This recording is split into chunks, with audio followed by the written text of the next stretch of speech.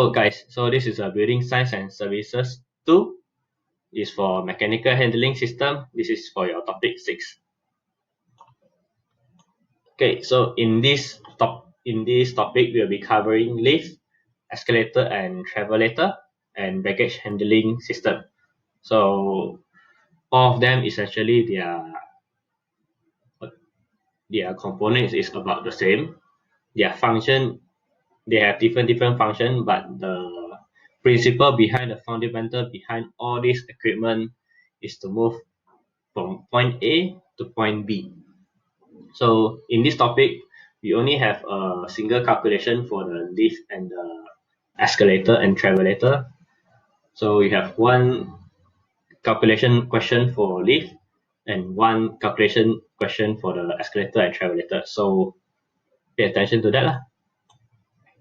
This is the reference for the building science and services too, and the CLO for the subject.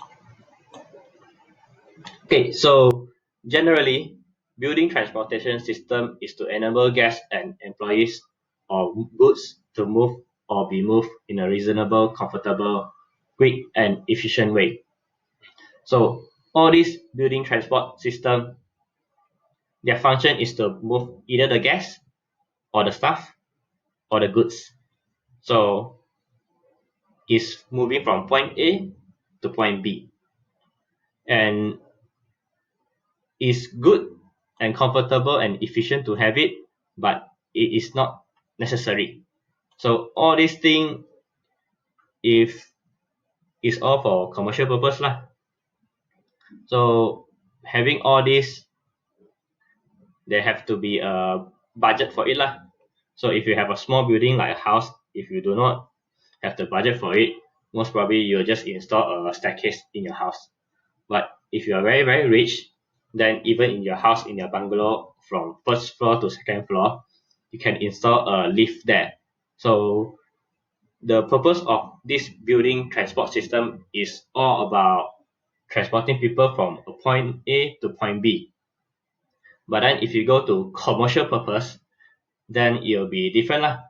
So in commercial purpose, because some people might be disabled, or if you want to service a large amount of people, so having this sort of services, the building transport system will make the usage of the building for the people more comfortable, quicker and efficient. So you do not need a lot of people walking up the stairs and cluttering the access way lah. And then it's also more comfortable to use this transport system to go up and down the floor rather than just taking the stairs. So this is the idea behind the building transportation system. So so the convenient movement of building occupant. So this is the major purpose of building transportation. And then efficient movement, the increase of employee productivity and rapid safe egress in case of fire or other emergency. So this is the few factors that is the purpose of installing the building transportation system. So if you have lift or you have elevator, of course it will be more efficient to move using this system rather than us normally going up and down the floor, or even transporting the goods. So the third one, where it said increase the employee productivity, is that instead of the employee having to worry about going up and down the stairs or going up and down the floor, maybe your office is in a high rise building, 10th floor. Then in case of the employee worrying about going from ground floor to the 5th floor, you don't have to worry about climbing the stairs. So it's all about efficiency lah if you have office building. And for this rapid and safe egress in case of fire or other emergency, so egress, this means exit, safe path exit. So rapid and safe exit in case of fire or other emergency.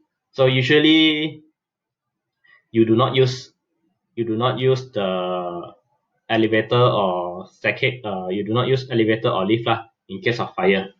So by default, if there's a fire, all of this electronic equipment should be shut down lah, and you should be using the fire staircase. Okay, so this is the authority and regulation for your info. So all electric lift and escalator installed in Malaysia must be registered by the DOSH, so Department of Safety and Health. And then we have our Machinery Act 1967. So this is covering for all the regarding the lift and elevator. Okay, so this is the first part of your. There's three equipment we will be discussing for this topic. The first will be the lift or elevator. So for a lift or elevator, so basically they are the same thing. In UK we call it a lift, but in US they call it a elevator lah. So make sure you remember what is a lift or an elevator. They are the same thing, but based on different country, they pronounce it differently lah. UK use lift, US use elevator. Okay, so elevator is basically a transportation system which transport either people or goods between floor. So it's a permanent lifting equipment used to either serve two or more. So for once you install this lift in the building, it will be there lah forever until you demolish the building. So typically in Malaysia, for a commercial building, we have lift will only be installed in a five-story minimum building. So this is already stated in the BBL lah. So the Uniform Building Bylaw. Uniform Building Bylaw state that the lift can only be installed if the building is 5-story and above. So it's not restricted lah, but this law is in place in case you are building a very tall building. Then to get your plan approved by the authority or the Bandaraya, you need to have this lift in place if you're building higher than 5-story. So you notice that maybe during your primary school or your secondary school, there's no lift. So as the law requirement, because your building is not higher than 5 floor, so we do not need to provide lift lah. So the one who is the contractor or the subcon who is making the building do not have to build a lift or lift shaft, or the architect do not have to design a lift for the building. So this is all about in Malaysia lah. We are not required to provide lift if the building is not higher than 5 floor. Okay. So there is a lot of different lift. You can have up to 8 different types of classification for a lift. So the first is the standard passenger lift. As the name implied, is used to transport people.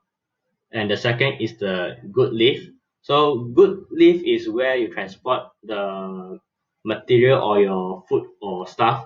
So this is for the good lift. This good lift is what you'll find in a shopping mall. So most probably it will be outside lah, or at the behind of the shopping mall. So this good lift will be able to transport the food or the display or the item material they want to display to sell to you guys.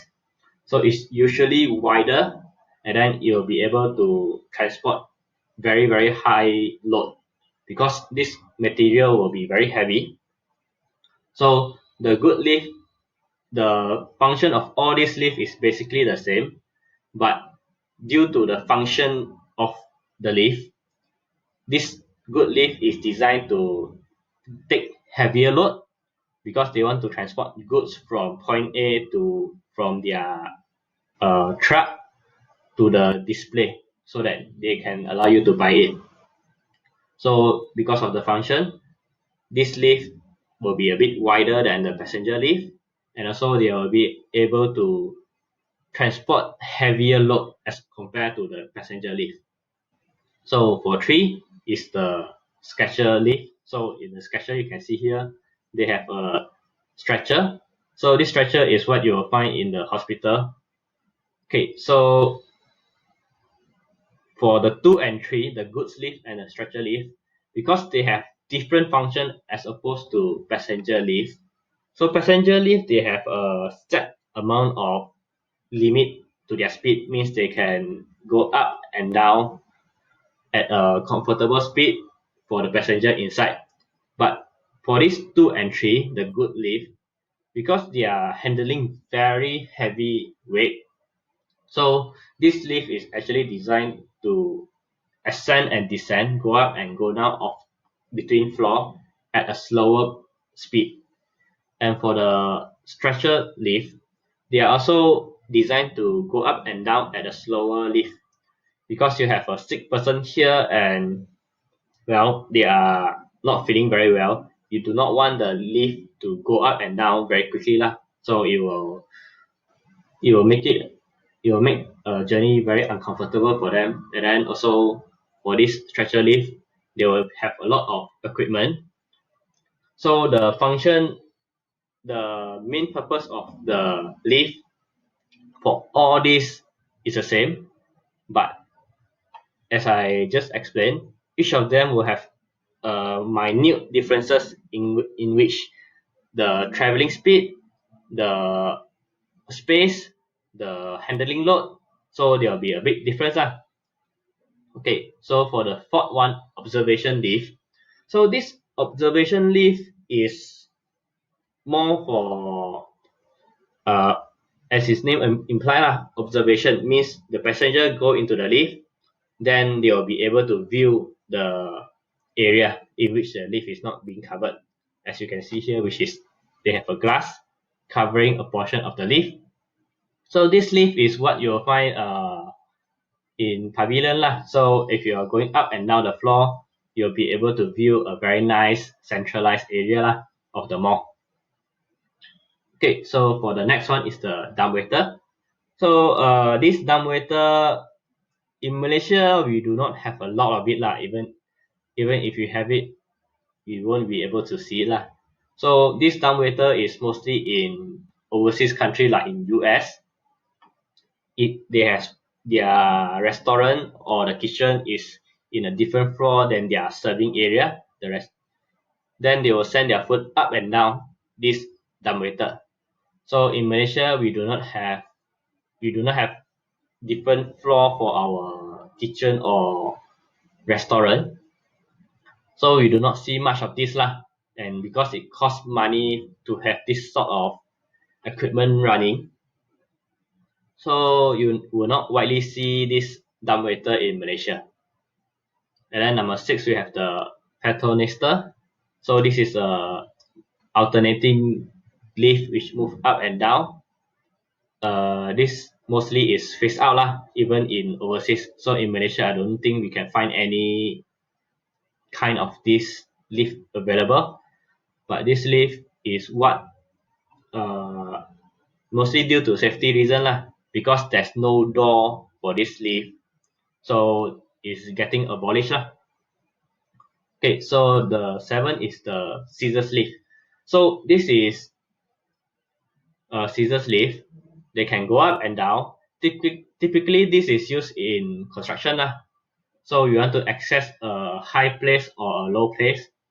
This is mostly used by construction to do maybe painting or maybe the steel work. Okay, so the last one is the incline lift. So this is what you'll find either in tourist place lah, in Penang. So you have a lift going up and down the hill. Okay, so this is the description of the passenger lift.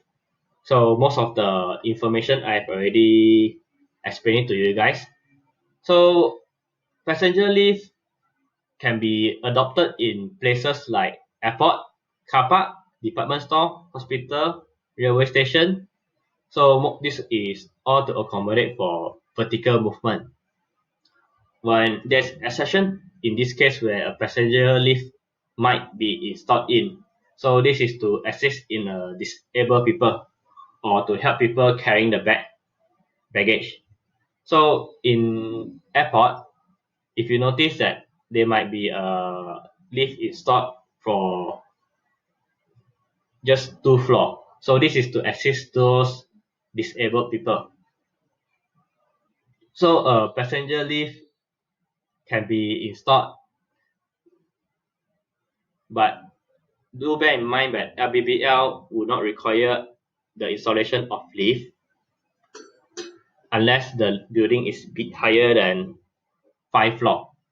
But for the case of commercialized building where they need to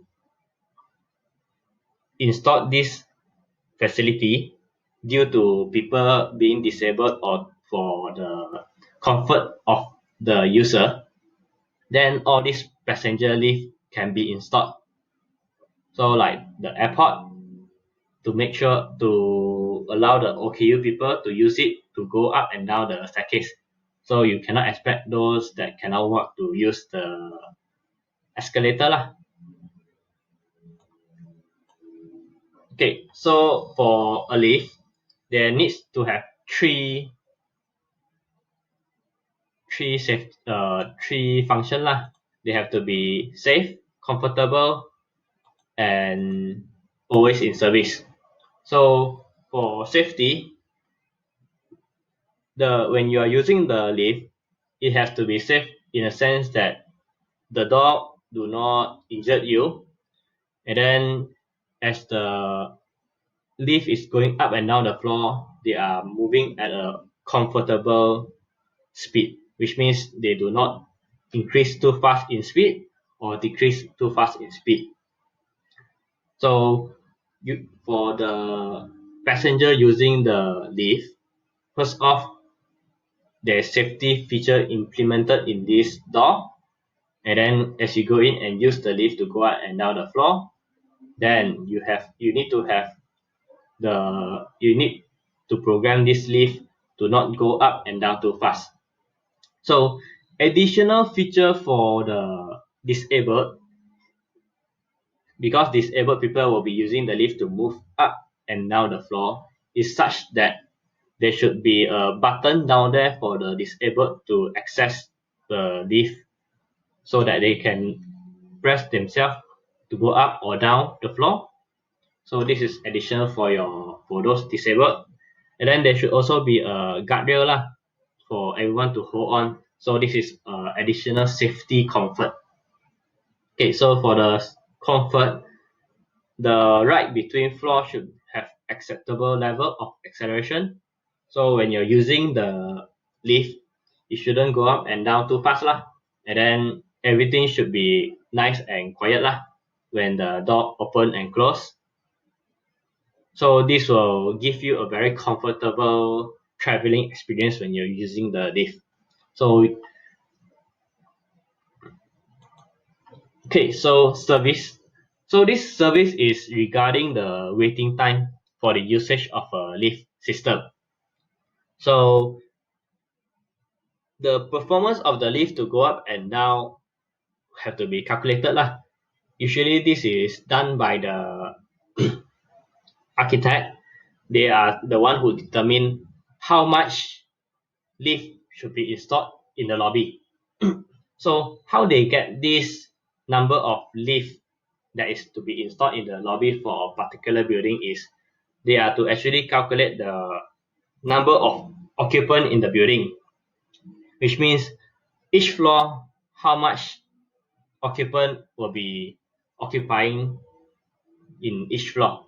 So from all of these floors, they'll be able to come up with the number of occupant, and then based on this occupant, then they will calculate how many lift should be installed so that the waiting time for the lift is not too long. Okay, so we have like 20 to 35 seconds. We have this timing or which is the quality of service. So from this 4, depending on what sort of building usage you have, if you're residential, it's okay for the passenger to wait up to 90 seconds. But if you are using it for commercial purpose such as offices where people are going to work, then you cannot allow the worker to wait 90 seconds. You cannot allow the passenger to wait 90 seconds. So your service time of the lift needs to be within 35 seconds to 45 seconds, which means the lift has to be able to transport people in a 35 to 45 second time frame. So you cannot allow the passenger to wait too long. Okay, so this is all additional info on the lift. So traditional electric traction drive are suitable for passenger lift of any capacity, and there are no significant travel or speed limitation. Okay, so in a typical component of an electrical passenger lift, we have all of these components in a lift, is in which you have already done your experiment too, so you should be familiarized with this. So a car is where the passenger go into, so it's a square metal box, and then a cable is what suspend your car in the counterweight, and then a driving machine is what drive your car up and down with the counterweight. So this counterweight is to counterbalance your car weight. So let's go through this first. So we have a lift well, a space completely or partially enclosed. So this is the area in which the car and the counterweight travel. And then you have your buffer. So it's a resilient stop beyond the normal bottom limit. And then you have your safety gear. So this is in case the car is going over the speed limit, then it will kick in, and then it will stop or reduce the speed. Okay, so this is a typical visualized image of the lift. So why do we have this counterweight? So the weight of this counterweight is about 40% of the car. The reason why you want to have a counterweight is to balance out the weight between the car and the driving motor. So if you do not have this counterweight, then we will need to have a even bigger motor to drive the car up and down. So the reason why we want to have the counterweight is so that we do not need so much power for our motor, because the bigger the power for the motor, the more electricity it will consume, and then a big machine will consume a lot of electricity, which will drive up the bill if you have a lift installed. So that's the reason why you want to have this counterweight in place. So with this counterweight and this minute difference of people going up the car, so the motor drive only needs to drive the differences between the weight and the weight of the people. So this is the idea behind why we want to have a counterweight so as to not have a very very big motor to drive the people up and down the lift. Okay, so usually this lift shaft, I haven't really seen concrete concrete lift shaft for a lift, but for standard, the concrete most probably means they are cast in a whole wall And then for masonry, I've seen it before. So for masonry shaft, it means it's a brickwork. means your lift, the chamber is made of masonry, means they are brick lah. So for concrete, if I'm not mistaken, I'll have to check back. For concrete means it's also like masonry, means from the bottom of the lift to the top of the lift is in a single wall. This should both be the same lah, masonry shaft and concrete shaft. So it's a single wall in which for masonry, the brickwork is from bottom to top uninterrupted, and for concrete, you have steel bar in it, and then you have your concrete in it. So it should be from bottom to top in a single wall. So in construction term, this is actually called a shear wall lah. Shear wall, SHEARWALL. So it's a shear wall. So this is for your info lah. Okay, so we have different component in a passenger lift. So we have an additional headroom for the machine, and then we have additional headroom for the bottom of the pit, and then the rest is all basic component of the lift. So this is the pulley system of the lift.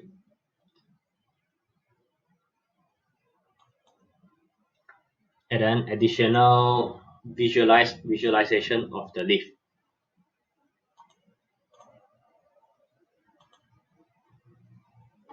Okay, so the buffer here is where the counterweight is at, and then we have our guide rail.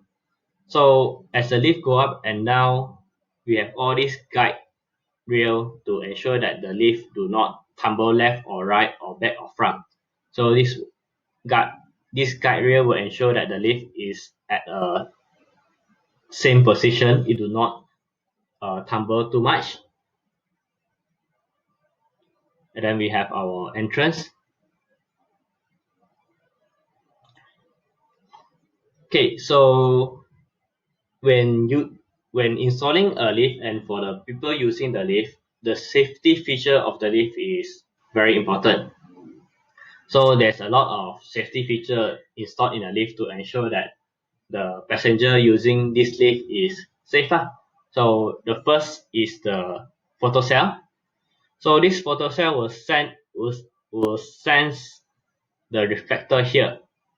So when the door is closing, if you were to break this, if you were to disrupt this photocell, means you were to break their connection, they are not able to reflect, they are not able to shoot out the beam and get back the signal. Then once this happens, it should send a signal to this door assistance system to open back the door. So this is one of the safety features for the door lah. Okay, so this is for the door. There's also other thing which is the safety gear. So in a mechanical clamping device on top of the car. So once the guide rail either got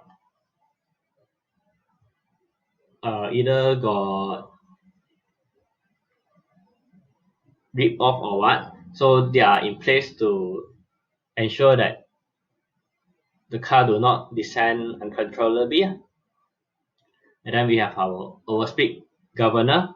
So I believe that you guys watched the lab video that I shown you guys. So this overspeed is to ensure that the speed of this lift is not exceeded. If it exceeds, then it will keep in place and then it will hold down the lift from moving. Okay, so we have our buffer. This is also a safety feature. They are placed below the car and counterweight to arrest them should they over travel into the lift pit. So when the lift is going down, like you have done for your experiment too, you have noticed that there's differences when the lift is going up and going down. So when the lift is going down, they are actually assisted by the gravity force. So they are actually a bit faster as compared to the lift transporting people up the floor. So when they are going down, it actually consumes less energy. They are helped by the gravity. So once this happen, when they go down, they have this additional force. So this buffer is in place to stop the lift so that they do not over travel down into the lift pit. So they are actually spring or rubber to absorb or to act as a hydraulic brake lah for the lift. Okay, so next is the passenger communication and alarm device. So all lift required an alarm device for use in an emergency. So if you are trapped inside a lift, you need a way to let the control system or control center know lah that you are stuck in the lift and you need people to get you out of the lift. So this is additional safety feature lah. In case the lift malfunction and will not go up and down, so you should not go and open the door of the lift lah. So it's very dangerous to do that. You may see some space for you to climb out of the lift, but if the lift were to suddenly snap, the cable were to suddenly snap, or the lift were to resume movement, so you get decapitated lah. So basically, I think there's a lot of video online where the lift door is open and then some of people fall down or what, or try to escape through the lift. So if the lift were to move up or down suddenly, so you can actually die due to suffocation, or the lift will actually decapitate you lah, means cut you in half. So it's very dangerous to access the opening or the door of the lift if they are stuck. Okay, so that's why you have this communication and alarm device in place. So don't try to self-rescue yourself, but try to ring the alarm and communicate to the rescuer first. Okay, so the last one should be the passenger safety device. So this is a mechanical safety edge which is mounted on the leading edge of the car door. So this is to ensure that the movement of the door do not shut down on you lah when you try to move into the lift when the door is closing. So this is it for the safety devices. Okay, so next one is the lift grouping. So passenger lift should be located at the circulation core of the building and be grouped into banks when this is necessary and desired. So they are grouped together for a better service, to mitigate the failure of a car, and then to improve traffic control. So you want to mitigate the failure of a car, you do not want to have a single lift at a corner of the building, and then if it were to go out of service, then people going to that particular lift will waste their time lah. So you want to group the lift together in a case where if one of the lift goes out of service, you still can use the other remaining lift at the lobby there. Okay, so we have the number and size of the lift is related to the population of the building, type of building, starting and finishing time of occupant, number of floor and height, position of building in relation to public transport service. So for this 1 to 4, the number of lift you have in a building is determined by architect lah. So based on the population of the building, either if it's for residential, commercial, different type of commercial building, is it for working, or is it for tourists, or for high rise? And then starting and finishing time of occupant is the usage of the occupant of the building. Is it in a shopping mall, or is it for commercial purpose, where office building, where people have a fixed working hour from 9 to 5 or 9 to 6. So depending on all these factors, then you will determine whether or not you need to have more leave or bigger leave or even a faster leave. So for the last one, so this you have to find out for the position of building in relation to public transport service. This have to find out what it means. So usually if you have from what I know, usually if you have building in close to public transport services, it's more towards car park lah. So I'm not really sure how this number or size of lift is correlated to public transport service lah. So in KL, so if you have a building in a city hub, which means you have a lot of public transport, you actually do not need to provide car park lah. So this is what I know lah. So I'm not sure how a building position can affect the lift. Okay, so next one is grouping and positioning of bank lift. So lift is usually grouped in such a way. They are grouped together. So if you go to anywhere or any building, all the lifts are grouped in this manner. Okay, so this is the calculation. This is the only calculation question. It's a bit long, the methods, but you only need about 3 formula. So this is the first formula, which is the RTT. So RTT stands for round trip time, and then is an acceptable method for estimating and comparing efficiency and effectiveness of lift installation. So this round trip time is used during the peak traffic hour lah. You need to check what is the round trip time for the lift from going up and down the floor. So we have RTT equals to 2. So H is the average highest reversal floor, and S is equals to average number of stop. So for H and S, this you have to refer to table F.1. So this table will be given to you lah when this question is asked.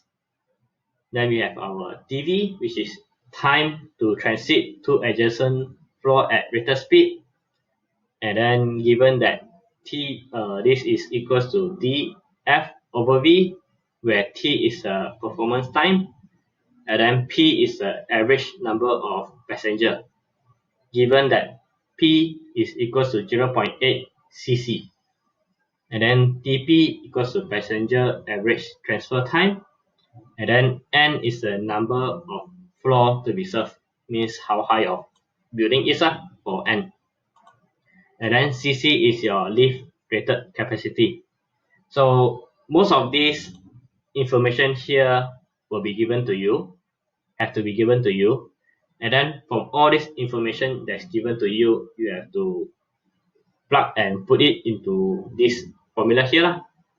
So you have your dr, your interfloor distance, means how high is your floor, and then v is the rated speed limit for the lift.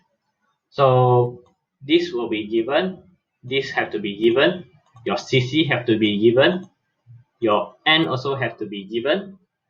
So your question will be very long with all this information in it lah. And then your p you will have to find out lah using this formula. So p is equal to 0.8 cc. So cc will be given here.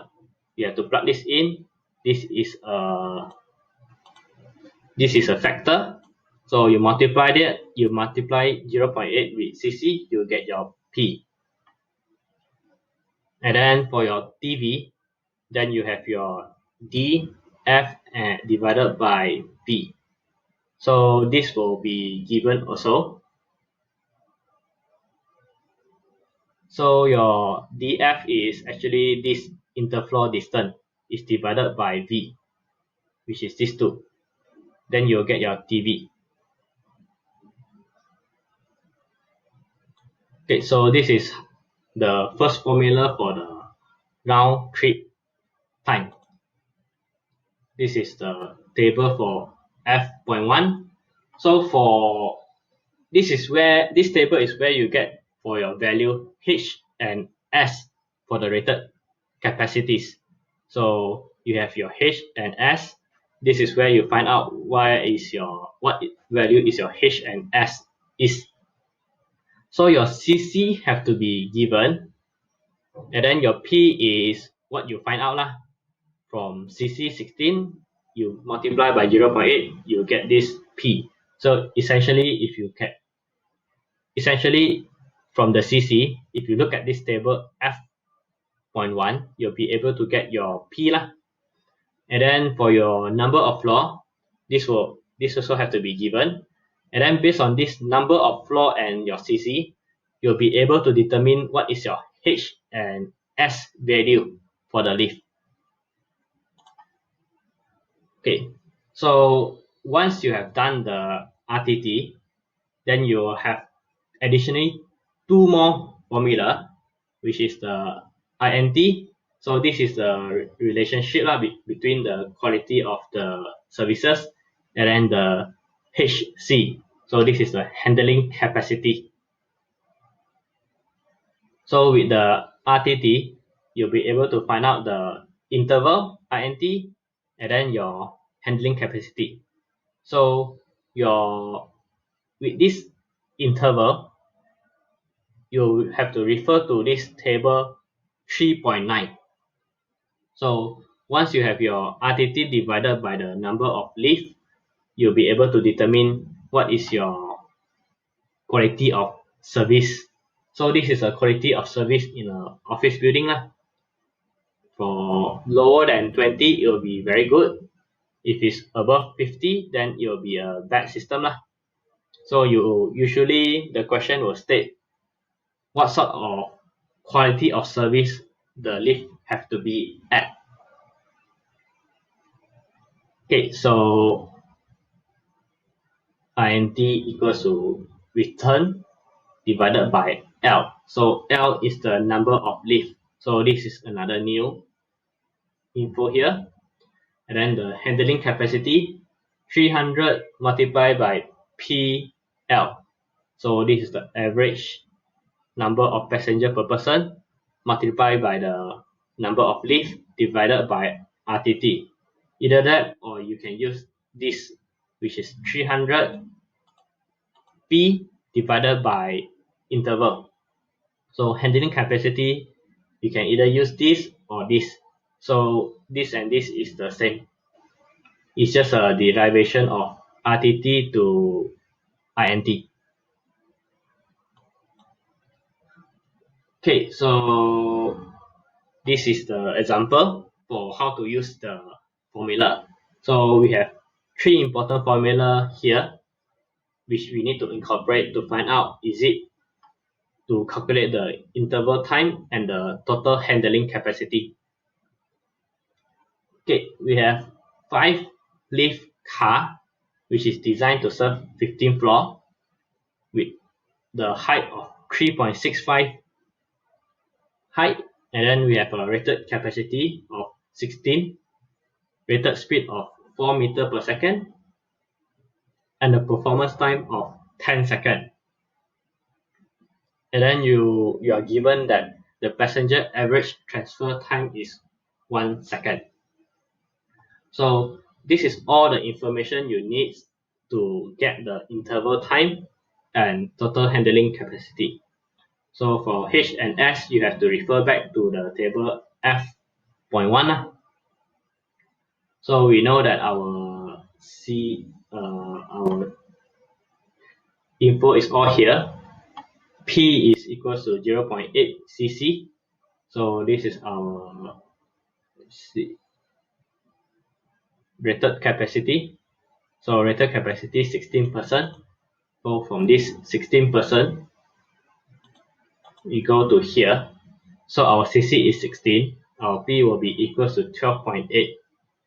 And then it's given that we are at 15th floor.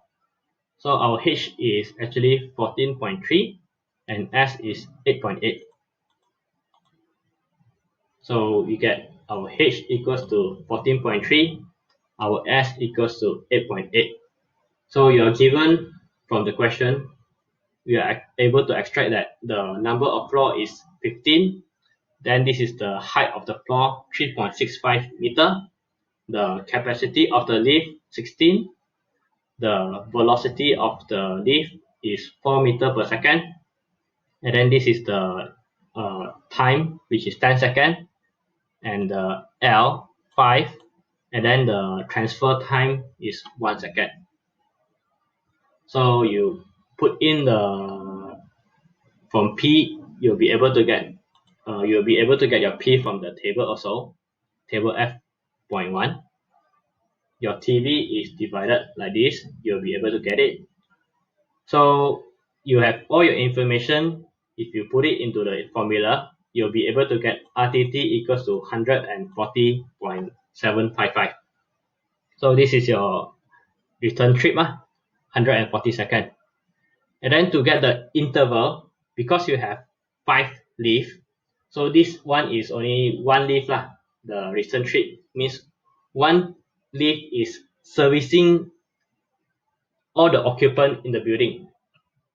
So because you have 5 leaf, then when you divide it, when you divide this total time to transport all the people up and down the building, you get this service time, which is the interval, which is less than 30 seconds, which means it's a good system.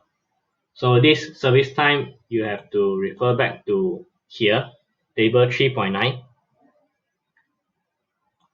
because it is less than 30 seconds, is considered a good system. And then for the handling capacity, you are to use the formula 300 P multiplied by P divided by the interval. So you'll get 136.4% in 5 minutes, which is okay lah.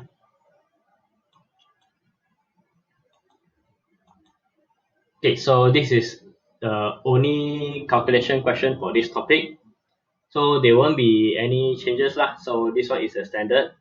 If you go and since it's open book, so we just get down all the formula. The table F.1 will be provided to you. So it's just a matter of you practice once and twice, then you know lah. It's quite straightforward lah.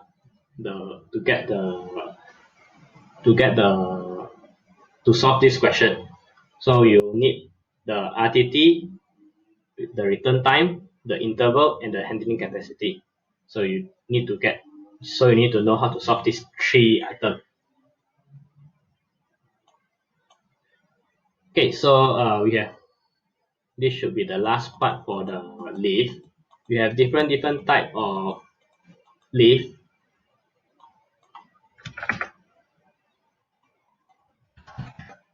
So once I'm done with this, we can go for a break. Okay. So we have a good lift, as I've explained before, it's designed to carry good rather than passenger. So they are designed to carry heavier load of up to 2.3 to 4.5 ton. The method of operation is system, but because we are handling goods, then the good lift may have manually operated door, which means they have to drag and close the door by themselves. So we have a stretcher because we are using this in the hospital. So this lift has to be very stable and smooth when it's going up and down. So because the person on this stretcher is very sick, you do not want to have a lift that jolt up and down and make the person suffer more lah. And then we have our observation lift. So this is more for luxury building or luxury mall where you want to have the passenger who go into the lift to be able to see the view lah. So this observation lift actually travels slower than a passenger lift because if you are traveling too fast for an observation lift, you want to allow people to have a nice look at the view lah in which you install this observation lift at. So this is a picture on how a observation lift can be at a different setup. Okay, so dumbwaiter, if you can see in the picture here, is mostly to carry kitchenware lah. So it's more common in UK or US overseas rather than in Malaysia. So the function is to transport goods, small goods lah. So they are actually designed so that us humans shouldn't go into this. They are only designed to transport small stuff from different floor. Okay, so this is a paternoster. So it will go up and down. It's a continuous going up and down with a lot of cars. So due to safety reason and regulation, you won't be finding this being installed anymore lah. Because if you can see here in the picture, people are just going up and down the lift, and this lift do not stop lah. You just keep going up and down. So if you are old or you're disabled, you will not be able to use this lift. Or if you're old, then as you are stepping up and down this lift, there will be a lot of danger lah. Because as you get older, your bone will be brittle. So if you are to jump up and down this lift, you might break a bone, which is a safety issue. So that's why this lift is going out of phase lah. You will not find it anymore. Okay, so scissors lift. So this lift is mobile. It's more towards mobile for working. You either want to load and unload stuff, or you want to do work at a high place. So this is what you'll find mostly in construction site to go up and down, or maybe at the side of the building if there's any cleaning. Okay, so this is most probably the last, which is the incline lift. So instead of a lift going up and down the building, we have a lift which goes at a inclined angle. So the principle behind this incline lift is still the same. We still have a counterweight to drive the car up and down the slope, and then all our component is the same. So the purpose of all of these build services is they are designed to just fit the purpose either to transfer goods or to transfer people.